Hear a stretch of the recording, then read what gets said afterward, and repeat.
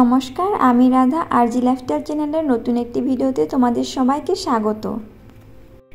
আজকে আমাদের হায়দ্রাবাদের সেকেন্ড দিন। তোমরা সকাল সকাল উঠে স্নান সেরে নিয়েছি, তো এখন যাচ্ছি আমরা মাকে নিয়ে ডক্টর দেখাতে। তো চলো। তো আমরা সকালে উঠে কিছু খাইনি, তার জন্য আমরা এই হোটেলটাতে চলে আসলাম। এখন আমরা ব্রেকফাস্ট করব। তো চলো দেখা যাক আমরা কি খাই। হঠাৎ আমার পেট ব্যথা করছে, তার জন্য আমি কিছু খেলাম না, থাকতেই পারছিলাম না, এত ব্যথা করছিল। তার জন্য আমি ব্যথার ওষুধ খেলাম। আর পুরি তরকারি আমার হাজব্যান্ড খেয়ে নিল, আর আমার মা কিছু খেলো না, কারণ আমার মা যেহেতু ডক্টর দেখাতে যাচ্ছে খালি পেটেই যাবে।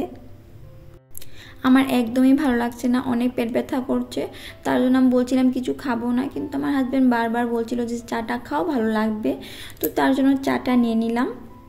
চাটা অনেক ভালো ছিল। চাটাতে দেওয়া ছিল তুলসী পাতা, পুদিনা, তারপর মধু, চিয়া সিড এসব দেওয়া ছিল, অনেক ভালো ছিল। কিন্তু আমি 2 ঢোক খাওয়ার পরে আমি বমি করে দিয়েছি, যেহেতু আমার অনেক পেট ব্যথা করছিল, আমি একদমই থাকতে পারছিলাম না। তারপর আমরা রুমে চলে গেলাম। রুমে যাওয়ার পর যখন আমার পেট ব্যথাটা কমেছিল, তারপর আবার আমরা হসপিটাল এসেছি।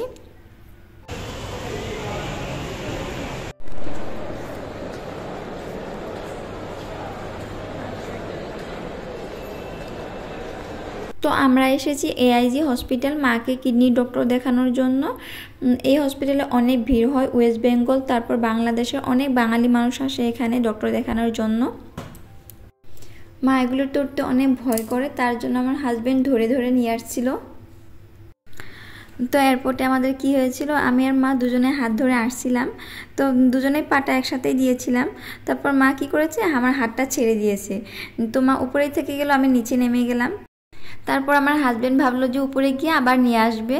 তো তখনই দেখলাম একটা অনেক ভালো লোক ছিল, তো লোকটা আমার মাকে হাতটা ধরে সুন্দরভাবে নিয়ে আসলো তলে নামিয়ে।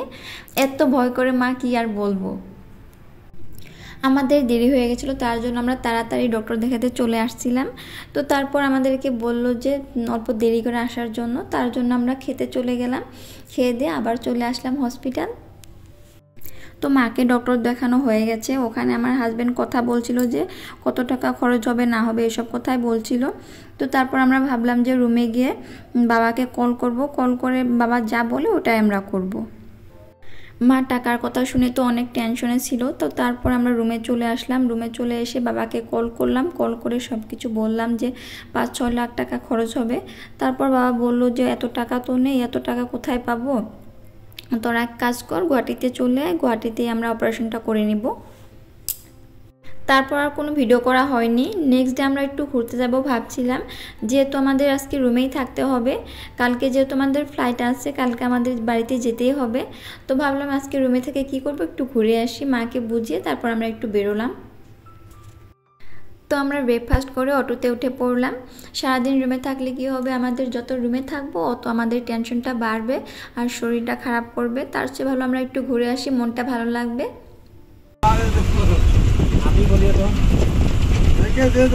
बजट में होता है तो ओके बोलेंगे, नहीं होता तो आपको उधर से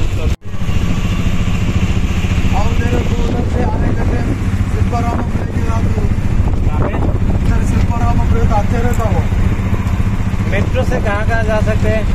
मेट्रो से कुछ भी नहीं जा सकते, सब बैकवर्ड जगह ना, वो ऐसा सा उतार देते तुम अंदर ये जेटे मेट्रो, ये मेट्रो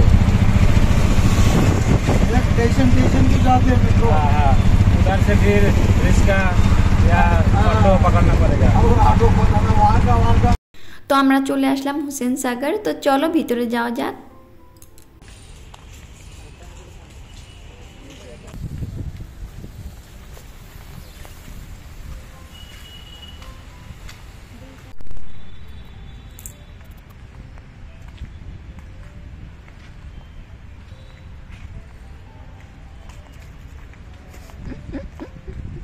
খুব আসতেছে, মজা পেতেছে, আসতেছে। এইখানে আমরা 3 জন বসে আছি আর আমার হাজব্যান্ড ভিডিও করছে। তো দেখাচ্ছে জায়গাটা কীরকম। আমরা প্রথমবার আসছি তো হুসেন সাগর, তাই একটু ভিডিও করে করে দেখাচ্ছে যাতে মেমোরি হয়ে থাকে। আর ওই যে আমার মা শুধু টেনশন করেই থাকে। রুমে থাকলে তো টেনশনটা আরও বেশি হবে, তার জন্য আমরা ঘুরতে এসেছি মাকে নিয়ে, যাতে একটু টেনশনটা কমে আমাদের সাথে বিজি থাকতে পারে, একটু ঘুরলে ভালো লাগবে, তার জন্যই নিয়ে এসেছি। কিন্তু মা টেনশন করেই থাকে, ভাবে আমরা বুঝতে পারি না, কিন্তু আমরা বুঝতে পারি। তার জন্য আমার হাজব্যান্ড মাঝে মাঝে একটু সুন্দর সুন্দর কথা বলে হাসানোর জন্য, তখন মা একটু হাসে কিন্তু টেনশন করে। আমি চারদিক ঘুরে ঘুরে ভিডিও করছিলাম, আর ওই তো আমার হাজব্যান্ড আর মা বসে আছে একসাথে, দুজনে বসে বসে কথা বলছে, আর আমি চারদিকে ঘুরে ঘুরে ভিডিও করছি। আমরা এখানে বেশিক্ষণ থাকবো না, তাড়াতাড়ি বেরোবো, আবার অন্য এক জায়গায় ঘুরতে যাব, তার জন্য এখান থেকে আমাদের তাড়াতাড়ি বেরোতে হবে। আমি শুধু চারদিকে ঘুরছি আর ভিডিও করে যাচ্ছি, কি যে ভিডিও করছি আমি নিজেও জানি না, সেলফিতে শুধু ভিডিও করে যাচ্ছি।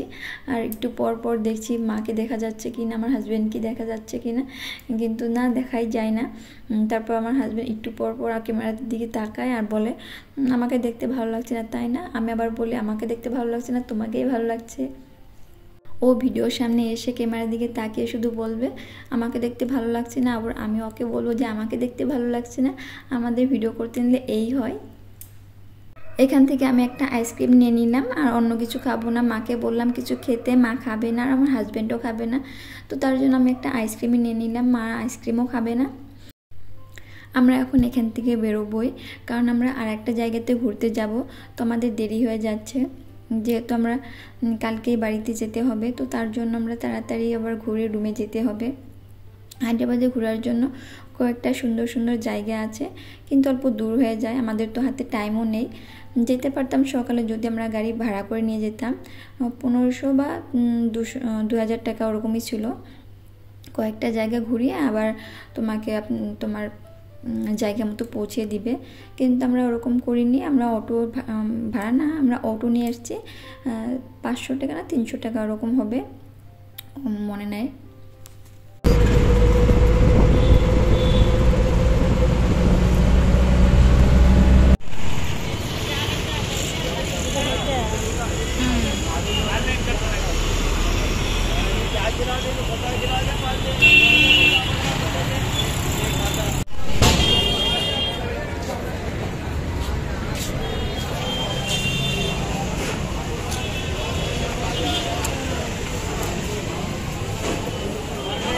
তো আমরা এখন চলে আসলাম সাদাব হোটেলে, এখানে আমরা বিরিয়ানি খাবো। অনেক ইচ্ছে ছিল যে হায়দ্রাবাদে আমরা হায়দ্রাবাদি বিরিয়ানি খাবো, তো অনেকের সাথে শুনেছি যে সাদাব হোটেলে ভালো হয় বিরিয়ানিটা, তার জন্য আমরা এসেছি। অনেক শুনেছি যে সাদাব হোটেলে নাকি বিরিয়ানি অনেক টেস্টি হয়। আমি ইউটিউবে সার্চ করে দেখেছি, তারপর কয়েকটা অটো ড্রাইভারও বললো যে সাদাব হোটেলে নাকি বিরিয়ানি অনেক টেস্টি হয়, তার জন্যই আমরা এসেছিলাম। কিন্তু একদম বাজে ছিল, শুধু টক টক লাগছিল, যেরকম লেবু চিপে দিলে একদম টক টক হয়ে যায়, তো ওরকমই লাগছিল বিরিয়ানিটা, একদম বাজে ছিল, একদমই ভালো না। এত নামকরা হোটেলে খেতে আসলাম, কিন্তু খেতে আর পারলাম না, সব নষ্ট হলো। আর একবার আমার হাজব্যান্ড এসেছিল হায়দ্রাবাদে, তখন অন্য একটা হোটেলে খেয়েছিল বিরিয়ানি, অনেক টেস্টি ছিল। অত দামি হোটেল ছিল না, ওটা নামকরা হোটেল ছিল না, কিন্তু অনেক টেস্টি ছিল। তার জন্যই লোকে বলে যে সব দামি জিনিসই ভালো হয় না, কিছু কম দামি জিনিসও ভালো হয়। আমি আর আমার হাজব্যান্ড যেহেতু একটুখানি বিরিয়ানি খেয়েছিলাম, যেহেতু টাকা দিয়ে নিয়েছিলাম, তো নষ্ট করার ইচ্ছে ছিল না, যেহেতু ভালো লাগলো না তো নষ্ট তো হবেই, তার জন্য নষ্ট করতে হলো। আমি তবু একটু খেয়েছিলাম, আমার হাজব্যান্ড একদমই অল্প খেয়েছিল, তার জন্য আমার হাজব্যান্ড আর মা যেহেতু মাংস খায় না, তার জন্য এখানে চা খেলো, আর আমার হাজব্যান্ডের সাথে একটু চা খেলো।